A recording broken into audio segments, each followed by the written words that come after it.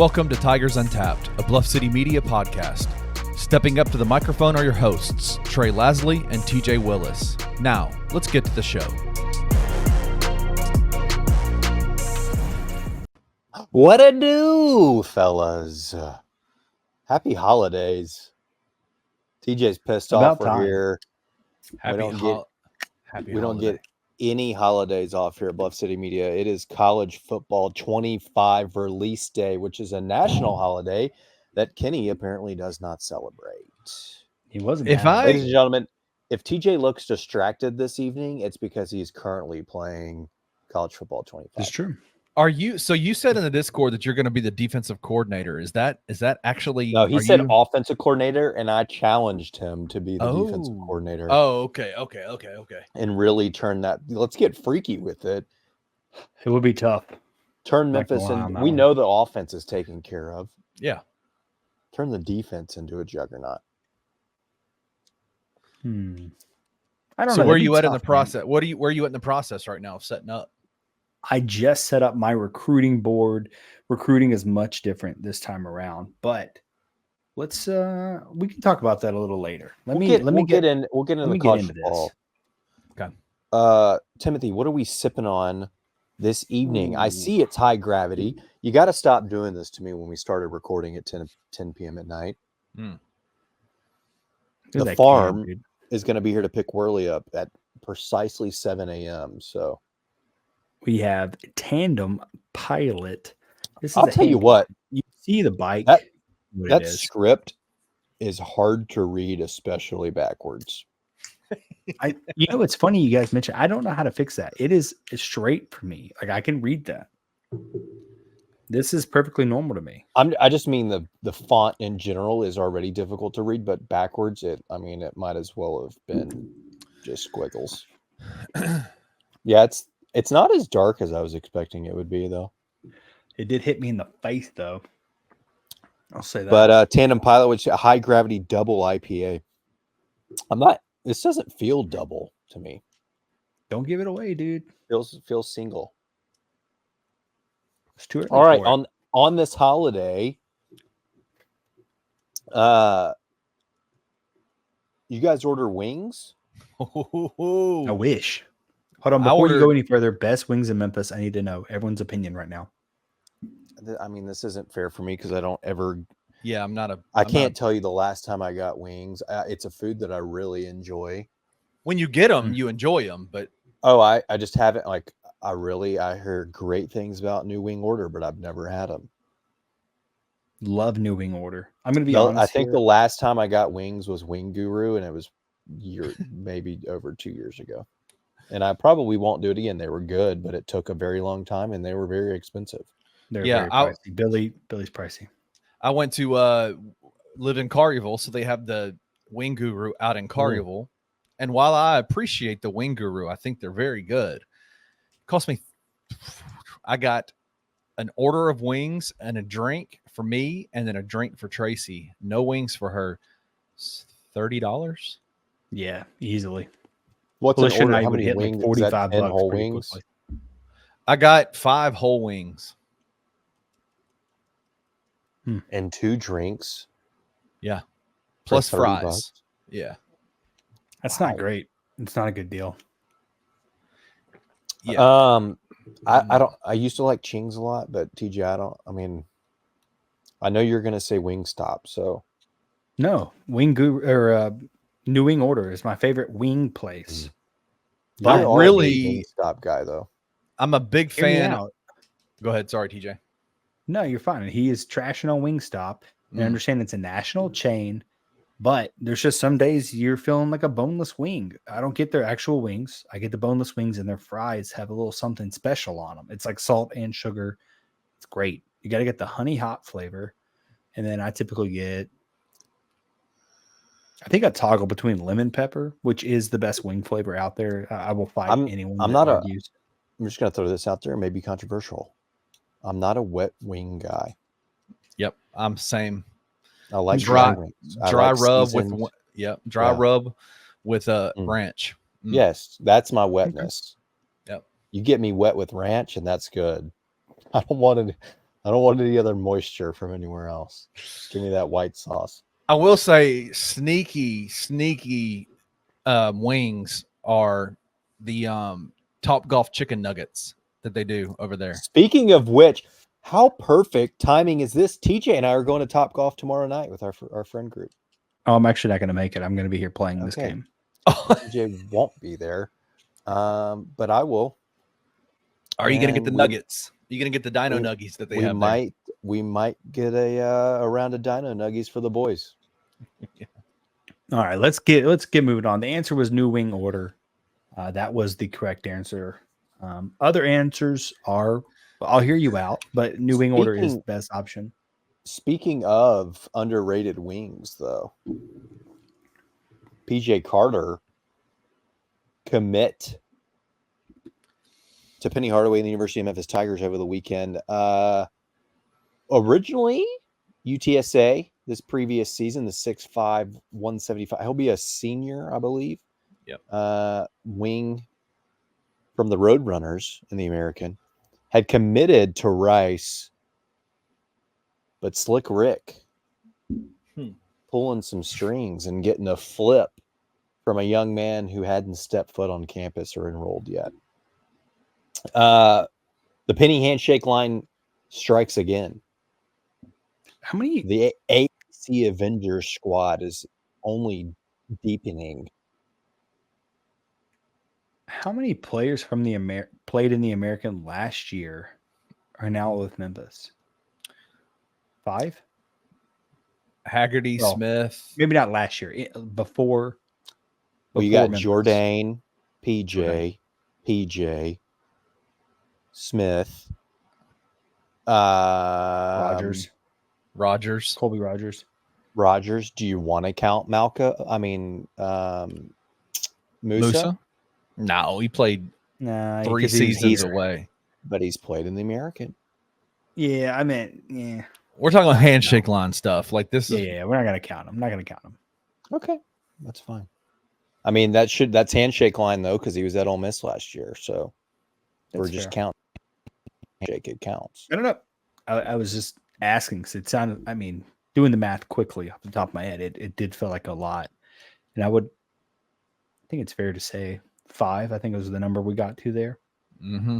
That definitely counts as a lot. I think it's 5.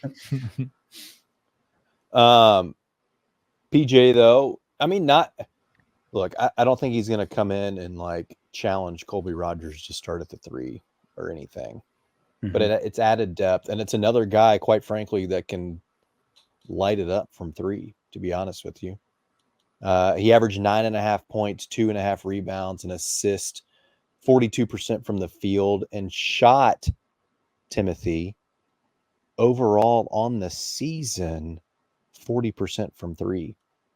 Wow. 40.3%. And that's on 4 attempts a night. And that's only that's just under 20 minutes a night. 1/2 of basketball. 4 threes, shooting 40%. Give that to me. I love it. I did a little investigative because I've been told that his production increased the latter half of the season. My guy took 57 threes in the Roadrunners' last 10 games. You want to guess how many of those 57 threes PJ Carter made over the last 10 games? How many of 57? Yeah. What was his percentage, if you want to do that? I mean, the way you're saying it sounds like it's going to be something absurd. Like something over 50%? 67%. Throwing out some bizarre number that couldn't be accurate. He was right. He was 49, almost 50%. That dude made still the same thing. 29, I think, threes out of 57. That's ridiculous. That included 28 threes out of 57. Tell me that's a little bit on par with what Colby's output was throughout the entire year, right? 48%. And those last 10 games were heavy usage. I mean, he played 27 minutes, 27, 20, 28, 30, 38. That includes a 6 of 7 night from 3 against Temple. Wow. I will take that. I will take that, man. Please give me that. A 5-9 from 3 in 28 minutes and a win at SMU. A 3 of 6 night, a 5 of 9 night against Charlotte from 3. I mean, give me that. Also nights where he's 1 of 3, 1 of 2. He's not putting up as many, but if it seems a little Tyler Harris-esque, right? Like he gets hot, he's feeling it, he starts letting that thing fly, and he's making them at a pretty high clip. But 50% over 10 games, especially when that's when it seems like his production increased pretty heavily. I don't know what happened with their roster-wise or makeup of the team for that to occur, but it's an indicator that he is very capable when he's on the floor to make shots and make a difference.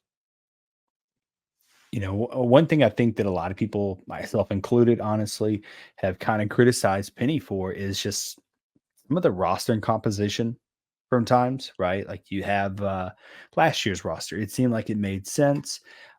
It did, right? I mean, there were pretty solid pieces all surrounding each other. The year before, not really, right? It was just 2 guys and some other guys on a roster. But this year it makes sense. Like I think you have downhill attackers. You have 2 guards, Hunter and PJ, that can really attack. They can do well, but you're also surrounding them with very qualified shooters. I mean, what 3 guys at 40%? Is that right? Yeah. Last year they had 3 guys shooting 40%. You have Dane Danger, a very skilled big man. Is very Smith efficient offensively.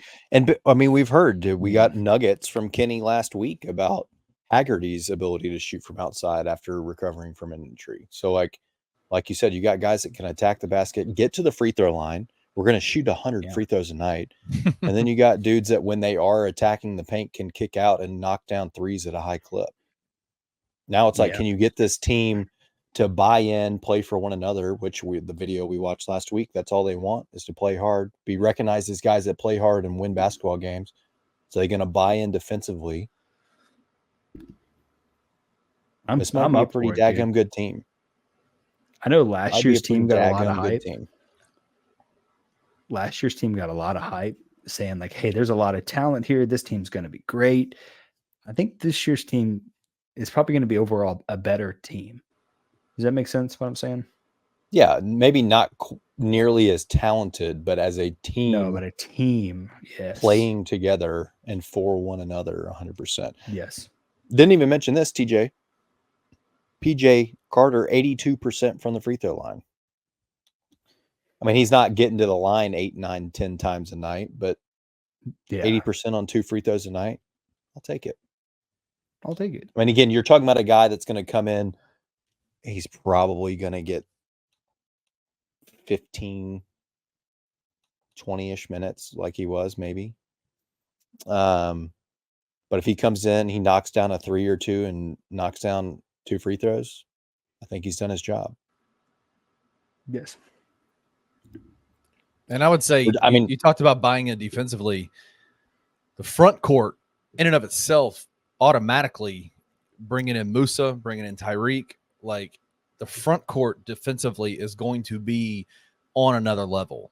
Like they just didn't have it last year, man. Like defensively, it was a sieve in the paint. Like teams could get whatever they wanted whenever they wanted to, and you're just not going to have that opportunity this year. I mean, dude, with Musa and Tyreek, and I mean with Nick being able to, with Nick's ability to and who? Go ahead. Yeah. No, you keep going with Nick. I'll follow you up. No, his ability to recover, right? Like his ability to recover, his ability to like guard multiple positions and make hustle plays, right? Like he does little things too that are important on that side of the floor. Yeah. But I was going to say, like a slimmed up Danger. Nobody's seen him on that end of the floor. That could be a totally different guy, right? And he's going to play the 3 this year now. Yeah, that's what we'll see. Is Dane out there at the 3, rotating with Colby and PJ Carter. I mean, again, PJ's not a guy. He's not gonna. I wouldn't say he's coming in and challenging for a starting spot. right? Like you're talking about somebody who on Bart Torvik, he was projected to be 7th overall. Don't as worry, a top boys. Contributor for Rice. So where does that put him with us? I mean, what, you out of batteries or what happened? Yes. I am podcasting. We're in the middle of the podcast. This is live. You're on the podcast. Hello. This is Alicia's first appearance on the podcast. Wow. Can you send Natalie in? Hey. Oh, hey, Alicia. Oh, shit. Can you send Natalie in, please? Tell Alicia to come on the microphone real quick. She just walked out. I think she's going to go grab Trey's wife. Okay. Because when are we gonna do the Tigers Untapped Wives edition? That's my question. I don't know, but I'm in the game. I'm back. How did your batteries die that fast? You literally just this is a sacrifice. I took the batteries out of my work keyboard and put them in the video game controller. So. I thought you were gonna say you took them out of Julian's favorite toy or something like that. No, I'm not an animal. Those kids' toys are too hard to get the batteries out. You got to find us a little screwdriver. Yeah, bro. It's not even worth it. It's not worth it. It's not worth it at all. Trey, I have a feeling your wife's not going to make the 100% make the trek back here. I don't think so. Not at all. Oh. Hold on. I think we have footsteps. Dun da da da. Yes. She's come in. Wow. Can you say hi? Hi. Come on, get in the camera. Hello. Welcome to Tigers Untapped. She can't hear me, can she? Hey. No, she can't hear you because you're in my ear. You gotta give her a headphone. Give her a headphone. This is my favorite. Yeah, I have the other headphone on me to play this game, Kenny. Well, take the headphones out of your ear and give it to her. They're earbuds. It's gross. This is Natalie. Thank her for There's my her husband. appearance. Yep. I know that guy. I can't hear you. I don't know if you're talking to me. He is. He said you're very beautiful and he loves you. Thank you so much. Love you too. Thank you. Wow. They're having The Bachelorette. I don't even know. Don't act like you don't know, TJ. I don't. All right, back to Tiger Sports. Enough with that. Wives. What are you gonna do? TJ added, and then fellas, we got another commitment today. Dink Yates. Dink Pate? I wish. Man, dude. Okay, when I saw it, I was like, Dink Pate? Oh no, Dink Yates. Multiple people. Demarion Yates, former I think 3A, Mr. Basketball on 3A, the class of 2023. Just finished up his freshman season at Vincennes. I can't pronounce it. That. Don't let me lie. In Indiana, it's a JUCO. They went 30. I think I saw this 30-4 last year. Yeah. I'll tell you this. Kenneth and I were talking about this before, TJ, before you got on here. His stats, they're not terrible by any means. But they're misleading. They're a little bit. Yes, they are confusing. I think it said he averaged 7.5 points and 4 rebounds or something. But then if you look at the minutes a night, it's like 2.5 minutes. So I'm like, holy. Yes. Here we go. 7.2 points, 5 rebounds, 1.1% or 1.1 assist, 45% field goal. He has 34% three. But on their site, it says 2.4 minutes a night. And I'm like, that is incredibly productive in 2 minutes. What's his per 36? Yeah. Or per 40? Sheesh, I think through the roof. I think this is an Angel Reese situation. This dude's just coming out here and just whiffing on freaking layups to get his own rebound just to put it back up and just padding all the stats when he's in. Wow. It may not be a bad, that's worked for Zach Randolph. It's clearly worked for him making a jump. Hey, bro, chill. What? You can talk about Angel Reese, but let's not talk about Zebo, man. He was known for doing that. Not missing him on purpose. You know what I mean? But padding in stats for sure. All right, I got to find it for real because that wasn't it. Here we go. Oh, it's not working. I hear all the wives talking. I think that they want to crash the podcast. Take over the show. He played in 34 games, 7.2 points a night, 43.4% from the field, almost 31% from three, not terrible. 64% from the free throw line, not great. 4.5 rebounds, 1 assist.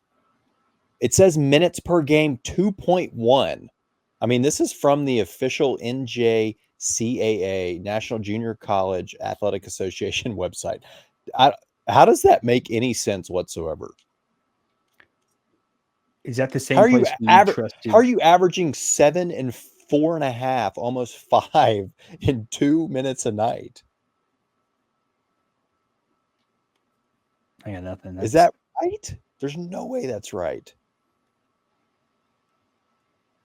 I don't know. If it is, that's insane. But surely it's not correct. But I think this is like he's going to be a walk-on, right? Yeah. Yates. I mean, that's what it feels like. I don't think this is somebody that comes in unless there's like real injury situation, locker room issues, foul trouble, some kind of like. I don't think we're going to come in and see Dink Yates out there every night. And honestly, I think one thing that's not going to get mentioned is he is just another body. I mean, the Tigers have a lot of open spaces, right? I think when Kenny and I talked last week or a couple weeks ago, whenever that was, there was 3 or 4 roster spots potentially open at that moment in time. So it's like I think we've had 3. You have space for him. Yeah. But if it's a guy that then he's going to buy in, he's going to play hard. He's going to play hard in practice. Like what? If y'all honestly think that this dude's not going to see minutes, y'all haven't been watching Penny Hardaway. I'm not saying we're not going to ever see Dink on the floor. Everyone touches the floor. Dink ain't getting double-digit minutes. If he averaged 2.1 minutes a night at Vincennes, gotta be wrong, man. Indiana, he's not getting double digits. He may play. I mean, I don't disagree with you there. But I'm just saying I don't think he's a difference maker on the floor every night. He may be a difference maker in the locker room. He may be a difference maker on the practice floor. This 8.2% is getting me already, TJ. You're welcome. I don't know what you do to me. Anyway, hey, that's 2 of your 3 roster spots gone. You got 1 left. Are they going to fill it? Yes. I would say yes. Yes. But I wouldn't be surprised if it was a scenario where you leave one open in case something happens with an Aquan Tomlin situation. Right? Like, and Penny's notorious for that, right? I mean, unless Rick is flipping somebody else, there's not a whole lot that's left out there. So I don't think that's all to say. I don't think it's the end of the world if you left a spot open at this point in time, because you don't know what's going to happen. I'll be honest with you today. I like the PJ Carter news. Fine, you need depth at the 3. You need wing. Yeah, depth. I don't dislike it at all. I start to get a little bit nervous when you add a Dinky Yates, local kid, who nobody knows anything about him, his family, anything like that. But there's always, I start to wonder, like, with kind of the reputation that Penny has in terms of his rotations, having too many toys to play with, man. Like, I just start to get nervous about it. I'll just be frank with you. Like, I'm like, but Joe Cooper saw tons of minutes last year on a team that had much more talented players. I agree with you, but I think that was also a result of the environment and the situation, right? Like, he was, I don't think if that team was clicking on all cylinders and all those dudes were bought in, and this is no, you know what it is, because of what Joe said to Parth. He would have never seen the floor ever. Ever. And then he would have really hated his time here.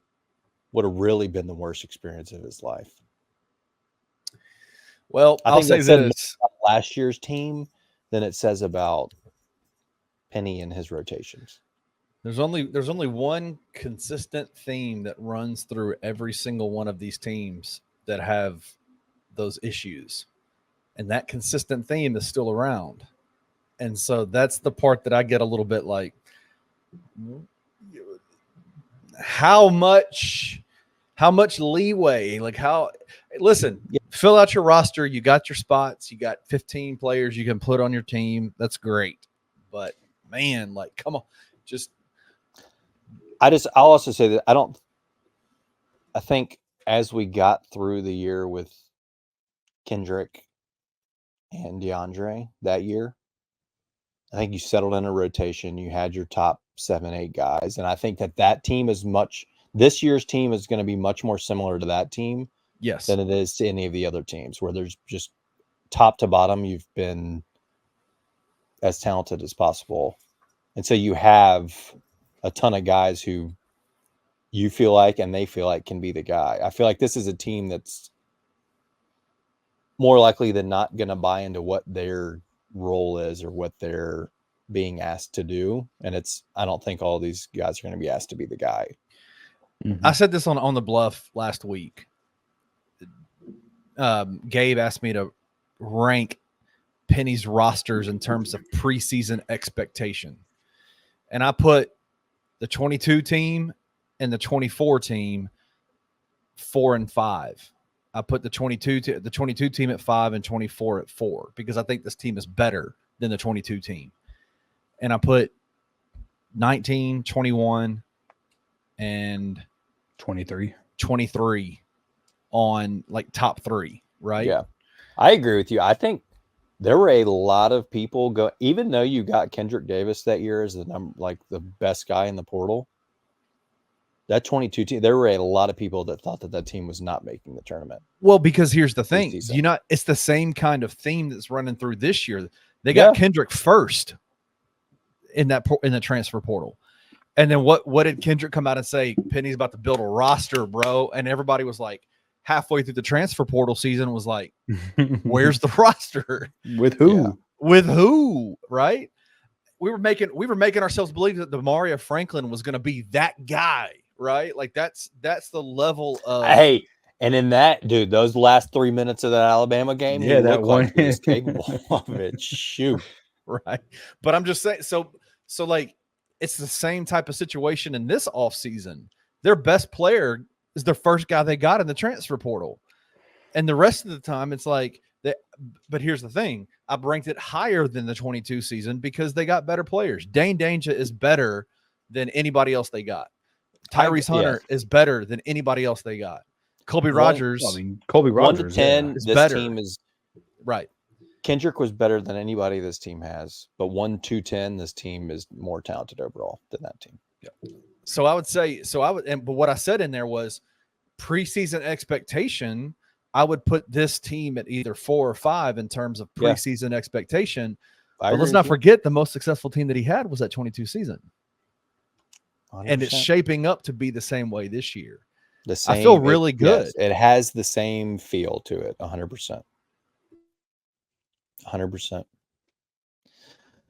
100%. Fellas, we're 2 weeks out, I think, from the Olympics. And none other than our man Penny Hardaway is making headlines with his gift to the American Village, Olympic Village. His 1 cent, what are they? Are they 1122s or 1122s? I don't know what the candle's called, but every American Olympic athlete in their welcome gift bag is getting a Penny Hardaway 1 cent candle. Have you guys seen this? No, that's amazing. I think that's awesome. And it includes a note from Penny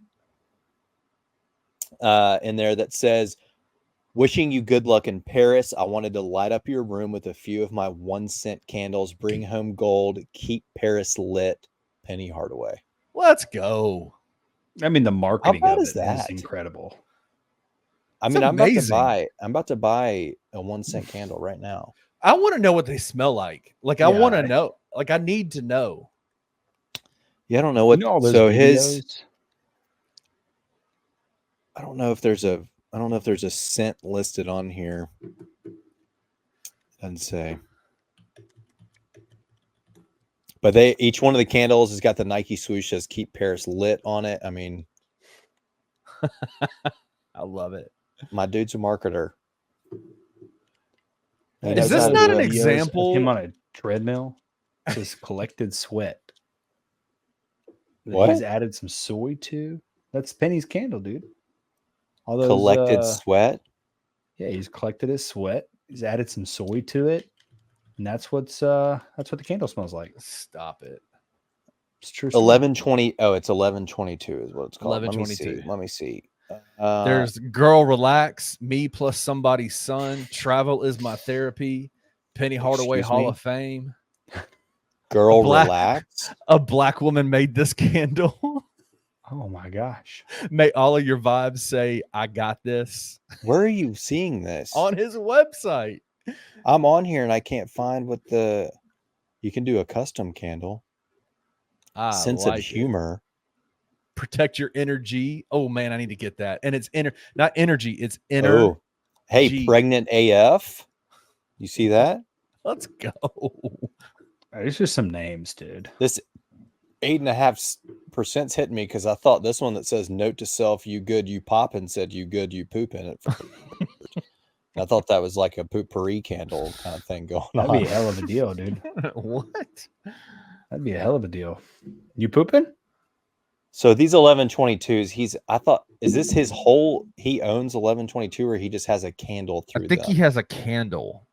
I think he has. That's what I'm getting. Balling is what I was born to do. Oh, I got to get one of these because that candle with the what's the scent? What I mean, what 1 cent? That's what it should have been called. Is not 1 cent as he labels it with one CENT. Yeah, it should have been one SCENT. It should have been 1 cent, like the way he spells it, like CENT, but like a big dollar sign in front of the cent. Shit, TJ. I mean, I'm just saying, I got it. When did you become a marketing genius? And look at it. He is literally playing NCAA football, right? He's not even paying attention, and this is what we get out of him. Can you imagine if he was listening and actually like putting full attention to us? Is it not wild though to like, we've grown up watching and paying attention to Penny Hardaway. He's been the coach of the University of Memphis for 6-7 years. And so you're like, you kind of get used to having him around, kind of get used to him being the face of the college. And then you read things like this and you're like, what the hell, dude? Like, this dude is like a monster like, you know what I'm saying? In the sports world, Penny Hardaway is that guy.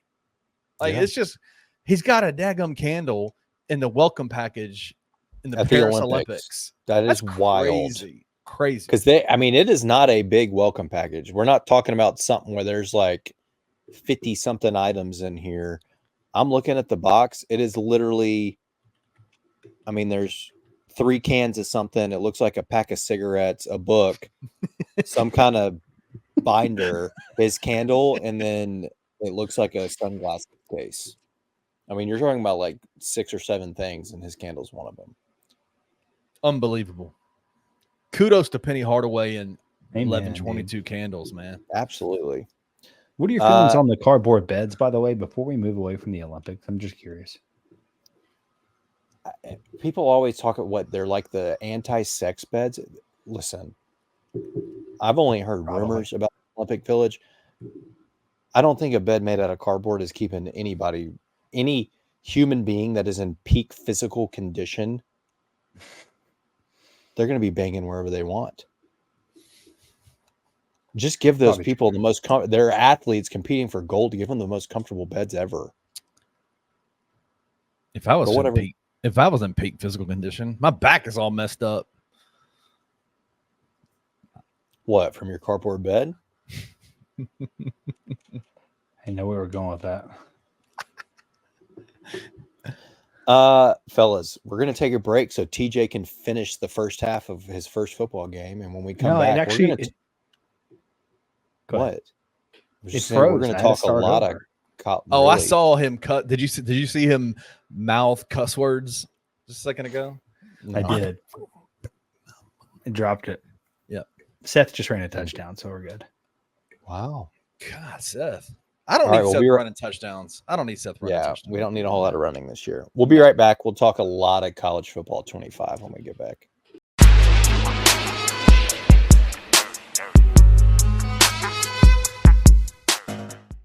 When you had to deal with the media, how were you in your career? Were you easy to deal with? The word that was thrown around for me and a lot of corners was media darling. Really? I think I was the guy. I don't think that's true. Is that true? Michael Wallace refuses to. He never lets me live down. When he called me during a free agent summer, and he was working in Miami, called me on my phone during the summertime. And he's like, the first thing he said to me was, "Well, how'd you get my number?"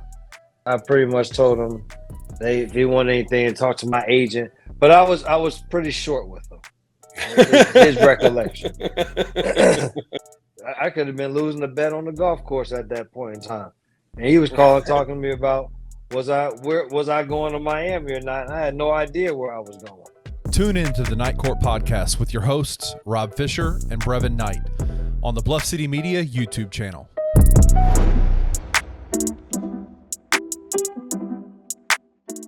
I think a lot of Memphis fans are like freaking out a little bit already because Zach Edey hasn't played outside of that first game that he played. Should they just shut him down? Should they just go ahead and announce, hey, we're shutting him down for the rest of the summer? No. Why would you do that? What's the point? Why? I know people are like, oh, the first game, he had 14 points, 15 rebounds, 4 blocks. We've seen everything we need to see. No, you haven't. Let him play. Now, if it has to do with his ankle and it's like bad, then sure, sit him down. But it's not, clearly. I don't get where the Grizzlies are trying to be this cautious with him. Obviously, he had a very good first outing. Let him continue to acclimate. We've seen people have great summer league games and it not translate. Like, let him continue to not only take the, physical like bumps and bruises, but let him take the play. Like, let him have the ups and downs of, having really good games and having games where he doesn't make much of an impact. Tune in to On the Bluff with Christian Fowler and Gabe Kuhn every Tuesday at 12 p.m. on the Bluff City Media YouTube channel. United Way of the Mid-South and 901 FC are teaming up to gather school supplies for students and teachers in Memphis Shelby County schools. We invite you to join us in our Stuff the Bus initiative. Bring new school supplies to the 901 FC versus San Antonio FC game on Saturday, July 27th at 7:30 p.m. Donate notebooks, pens, pencils, crayons, and much more. Or you can contribute by texting UW Schools to 41444 to make a monetary donation.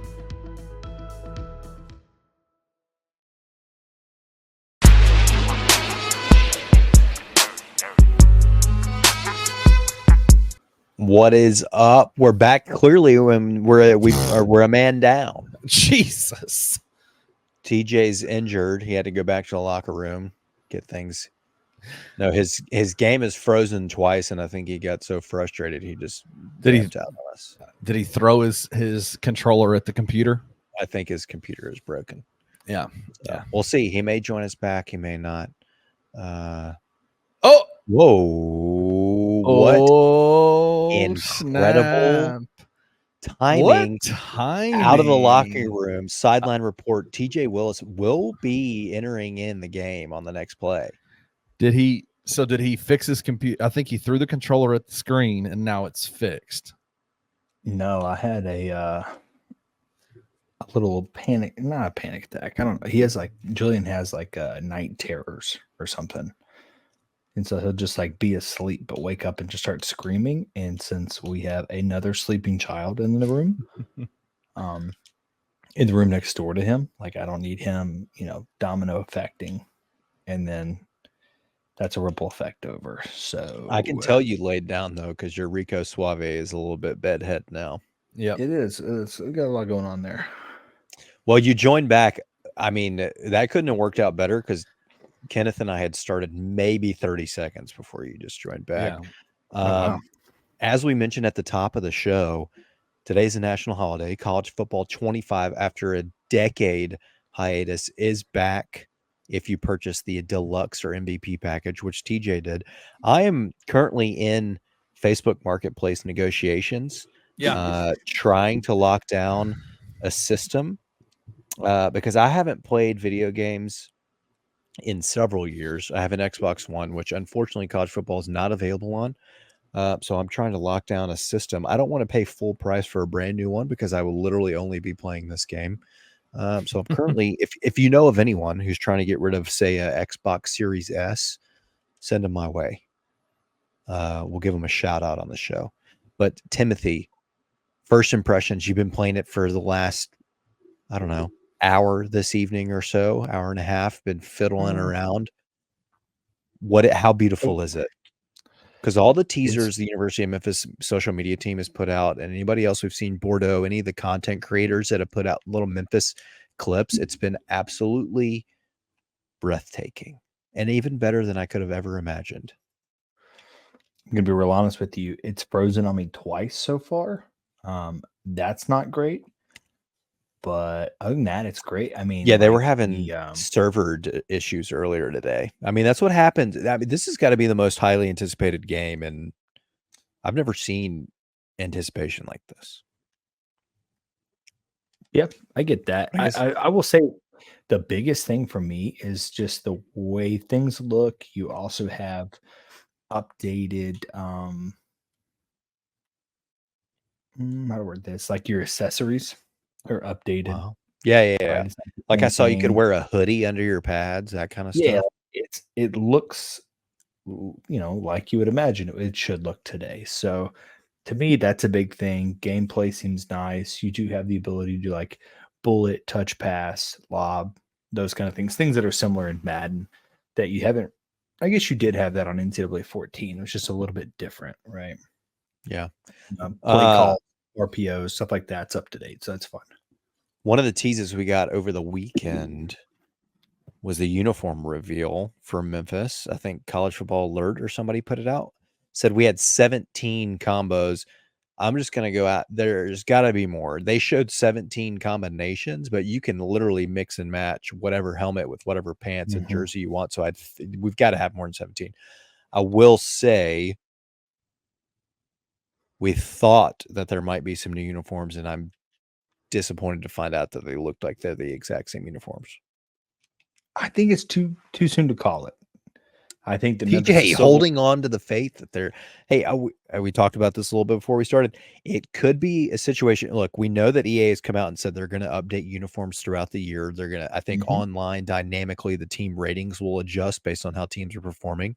It could be a thing where the University of Memphis is saying, "Hey, football program, we want to announce our new uniforms ourselves," and then they know that EA will update those either before the season or once those are revealed.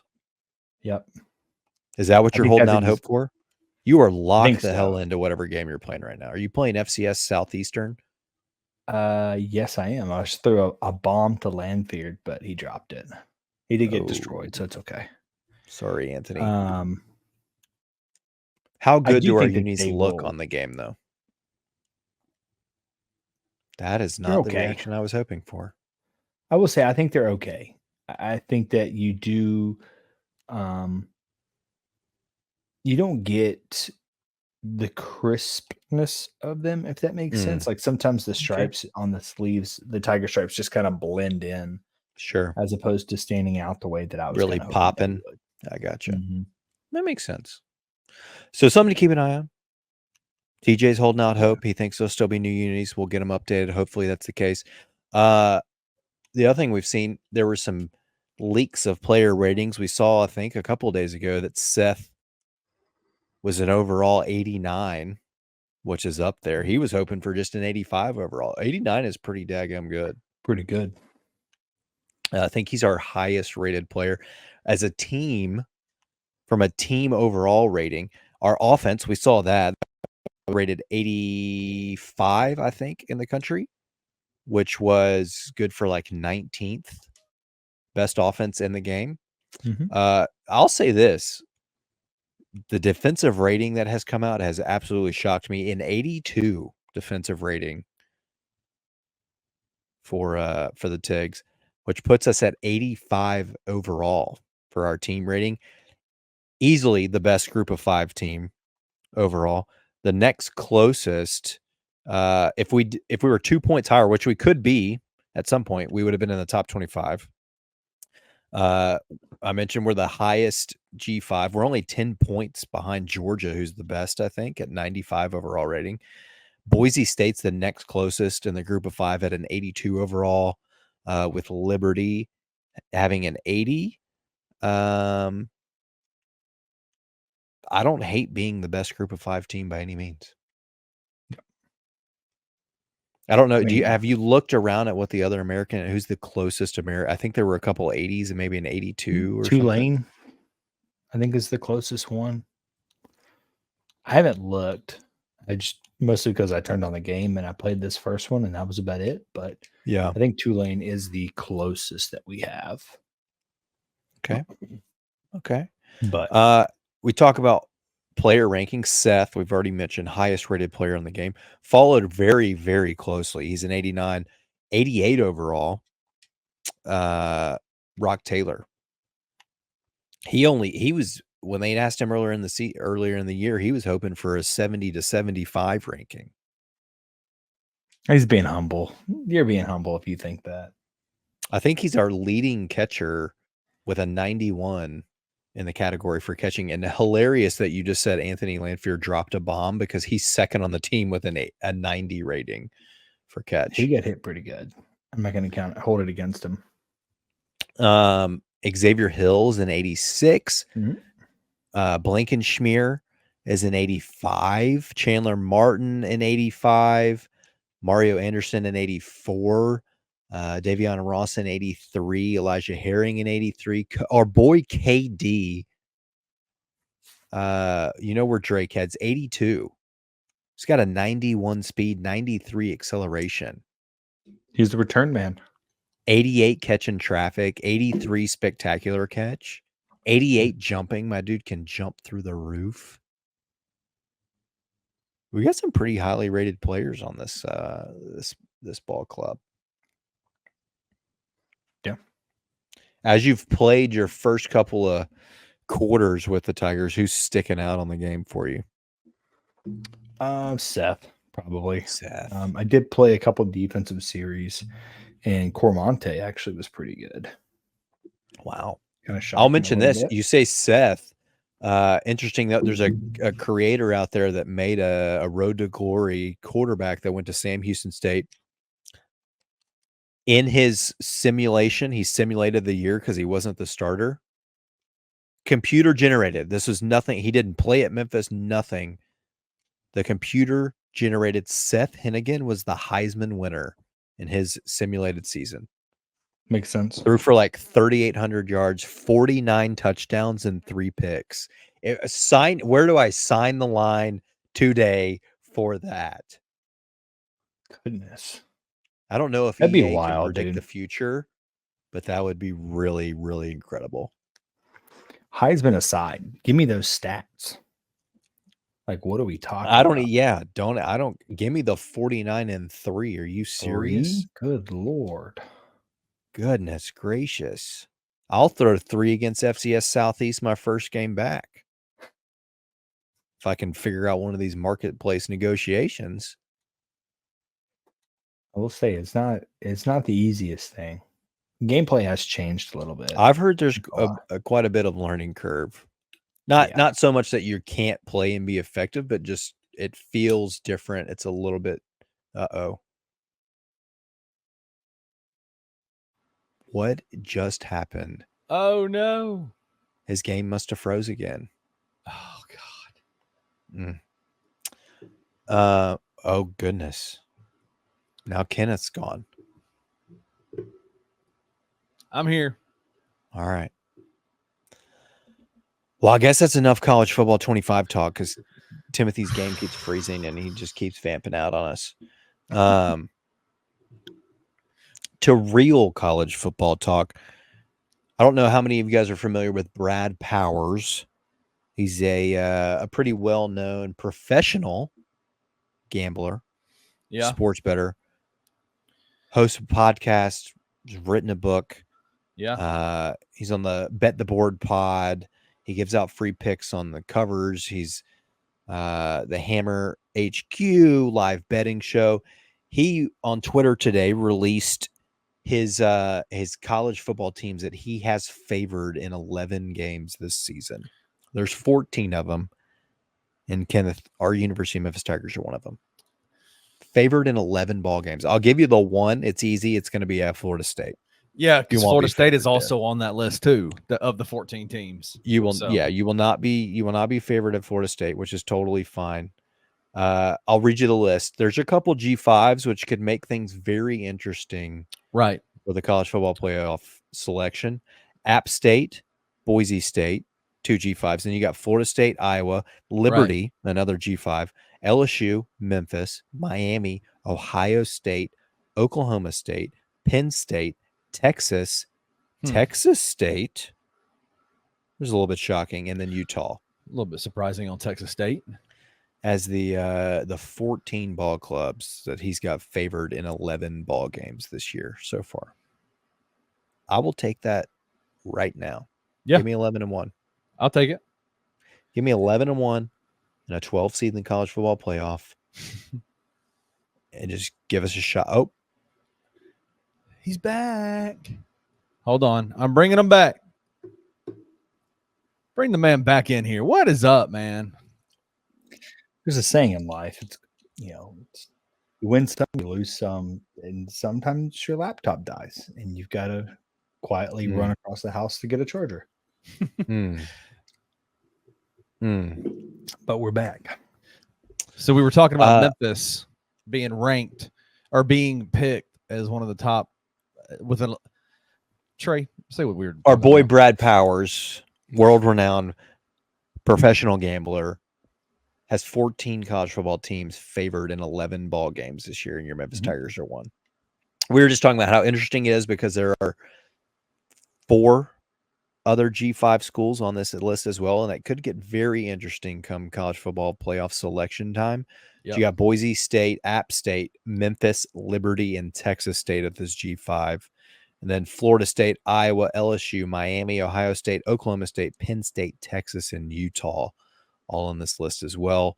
With Georgia, I think, being his only team he's got favored in 12 games. Not a bad crowd to be in.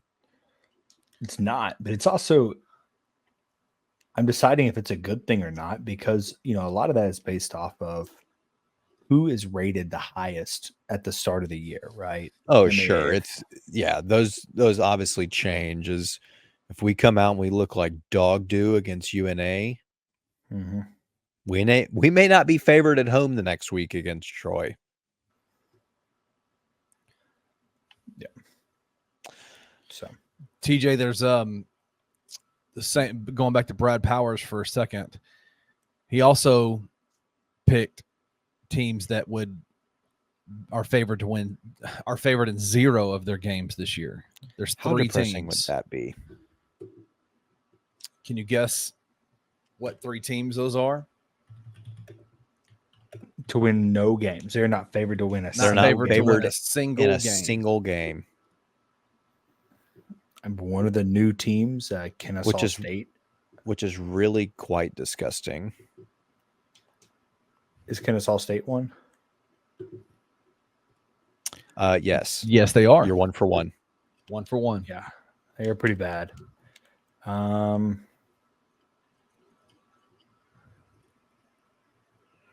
We'll give you a hint. There's an American team.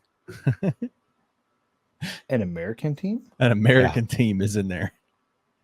Oh, well, Temple's not going to be very good, but I don't know. Yep, there you go. You're 2 for 2. TJ. This is unbelievable. You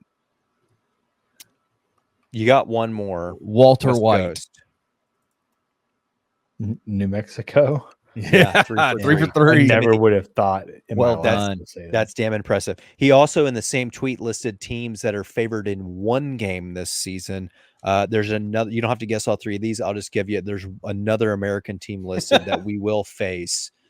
Can you guess who it is? And I think this is who it is. Disrespect because upon he- disrespect, he misspelled it. I was going to say I'm assuming that's who he's talking about, but there's only one T, so I'm not quite certain that that's who We it is. think he might. But TJ, there's an American Conference team that is projected to only win one game, or will be favored in one game. Well, I was going to say Charlotte, but Ding, you ding, said- ding. That is correct. You are now 4 of 4. Charlotte with one T is projected to win one game, or favored in one game. Let's see if we can get the rest of them. What's there's Yeah, I'm shooting S- flying all by right. the seat of my pants playing a Summer football game at the same League. time. Summer League is the next team that is the hint for the next team favored to win one game. As I know one was in Las Vegas, but I know it ain't UNLV because they're good. You're so close. Think broader.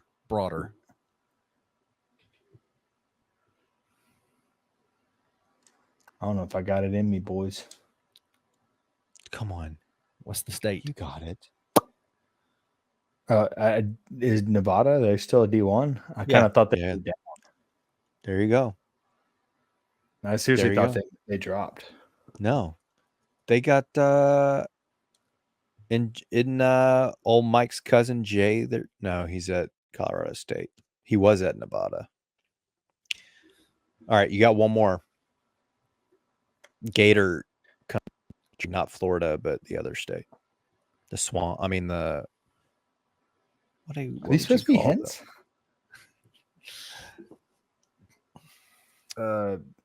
Not Monroe, but wait, Three for who's the two. Warhawks? Warhawks? Yeah. 7 for 7, Yeah. bro. Let's go. You didn't even TJ. spit out an incorrect guess once. You got it on the Well, I don't know about that, but That was well You done. didn't. Not a single guess was wrong. Every single first guess was correct. And he's again, look at him. He's not even paying attention. He's playing NCAA football. yeah, I just got freaking crushed. Not through an interception. Oh God. Well, there's one of his 3. No. I'm not throwing 3. No. The whole year, you just threw one against FCS Southeastern. No, it's tomfoolery, dude. I'm just You got 11 games to go. You don't think you're going to I'm throw just 2 joshing more? here. I'm just joshing here, you know? I don't know what I'm doing. All right, let's get on this tandem bike so TJ can get on that solo bike and finish out. How many seasons are you going to play tonight? It's 11:15 p.m. No, I'll probably finish this game and call it a day, honestly. As Yeah, and long a as young she buck doesn't like you freeze used to on be. you. Yeah, I'm not gonna do it. What do you think about the can? I like this because they've added Natchez. He's on his bike, but it's tandem, and they've added this little raccoon. a All of friend. this. The raccoon's not the right color. Did you notice that? Why is he like light tan? I don't know. I'm not gonna nitpick. Maybe it's a special type, a special breed of Could be. raccoon. You know. I like it. He's got that little pinwheel hat thing, the helicopter hat looking thing on. Yeah, I don't know what Natch- that thing's called. Natchez got a paper airplane he's throwing. Tandem bike. This is decent. I don't love the colors of this one though. High gravity, flying high. Let's see what they're doing there. Yeah. I Hmm. mean, it feels like it's right there with the 6-1 on the can, maybe. Okay. I'm still pulling that up. I think if the For some color, reason I think will if the not let me. colors were different, I think there's just too much dark. It's like gray. The palette on the colors is poor for me. Interesting. And the fact that the raccoon is colored more similarly to a fox than he is a raccoon, I think is throwing me off. I mean, that's kind of foxy, right? No, I don't think the color's that off. I'm gonna be honest with you. Have you seen a raccoon? Yeah, I don't think it's off enough to take off points. You think I it's that guess- off? Yeah. I'm looking at pictures. I guess they've got They seem darker, like brown, like a grayish, gray. But I'm looking at some photos where this is. But here's the problem: is the can itself is gray. So if you search cute raccoon, they're more colored like this. So it is a cute raccoon. What did you say on the can? 6'1"? 6'1", yeah. This is actually probably the highest can from Hampline yet for me. Last week's was good though. Oh, there's just like little stars there. Can you see those? Yeah, that's what I'm saying. You had like I just color wish the color. You said you didn't like it. I liked it. Yeah, that's I what like the color scheme. There's just a little something to it. Even though I'm sitting here saying I like it, I don't like it that much, right? I mean, you like it enough for it to be your number one. Hampline. Yeah, but what is that? I mean, that's not saying much. It's Hampline, so we normally don't rate them too high. I'm gonna give this probably a 7 flat on the can. Wow, that is. Again, I like this for Hampline. It's pretty good. That's up there. It's good. That's up there. I'm gonna be honest. As a double IPA, bring it home. High grab. I liked it. It's good, man. I liked it. I almost want to give it an 8.2 just to be right there in line with the alcohol content, but I can't go that high. I am going to take this pretty high though, because it was good. I'm thinking TJ like a 7.7. Oh, okay.